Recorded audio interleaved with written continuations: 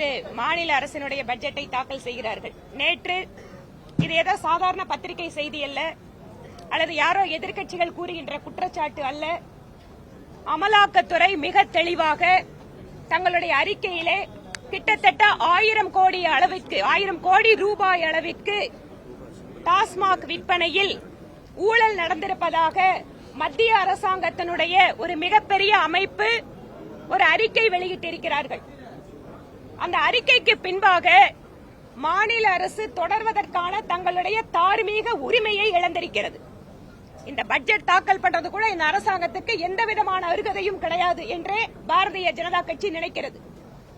1000 கோடி ரூபாய் ஊழல் மட்டுமல்ல, சட்டம் ஒழுங்கு பிரச்சனை, தங்கள் நிர்வாகத்தின் மீது மக்களுக்கு ஏற்படுத்தி இருக்கக்கூடிய அதிருப்தி மற்றும் கோபத்தை திசை திருப்புவதற்காக ரூபாயினுடைய இந்திய அளவில் ஏற்றுக்கொள்ளப்பட்டிருக்கக்கூடிய ஒரு சின்னத்தை மாற்றி ரூபாய் என்று எழுதி பிரச்சனையை திசை திருப்ப மாநில அரசு முயற்சி செய்கிறார்கள். ஒவ்வொருத்தரும் இந்த நாட்டில் பதவி ஏற்றுக்கும் போது அரசியலமைப்பு சட்டத்தின்படி நடந்து கொள்கிறேன் என்று சொல்லித்தான் அத்தனை பேரும் உறுதிமொழி எடுத்துக் கொள்கிறோம். ஆனால் தேர்ந்தெடுக்கப்பட்ட ஒரு அரசு நீங்க ரூபாயை ரொம்ப கேஷுவலா நீங்க தமிழ்ல சொல்றோம், எப்பவும் சொல்றோம், வரவேற்கிறோம். நம்ம மொழியில நம்மளோட எல்லா விஷயத்தையும் எழுதணும், படிக்கணும், தாய்மொழியில நம்ம பேசணும். பாரதிய ஜனதா கட்சி தாய்மொழிக்கு மிகுந்த முக்கியத்துவம் கொடுக்கக்கூடிய கட்சி.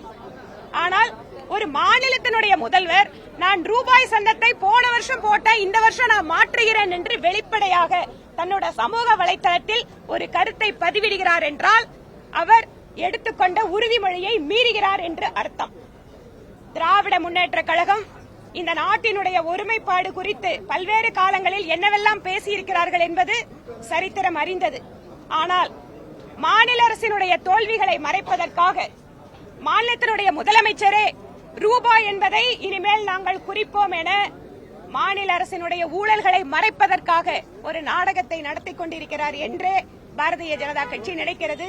அதனால் அவர்கள் தாக்கல் செய்கின்ற நிதிநிலை அறிக்கையை இன்று புறக்கணிக்கிறோம்.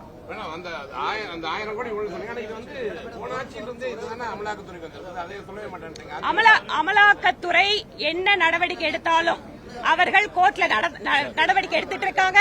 சட்ட ரீதியாக என்ன நடவடிக்கை போயிட்டு இருக்கோ அது போயிட்டு இருக்கு.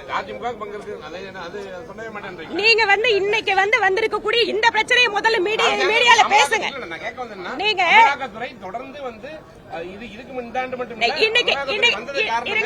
இருங்க வெயிட் இன்னைக்கு யாரோட பட்ஜெட்?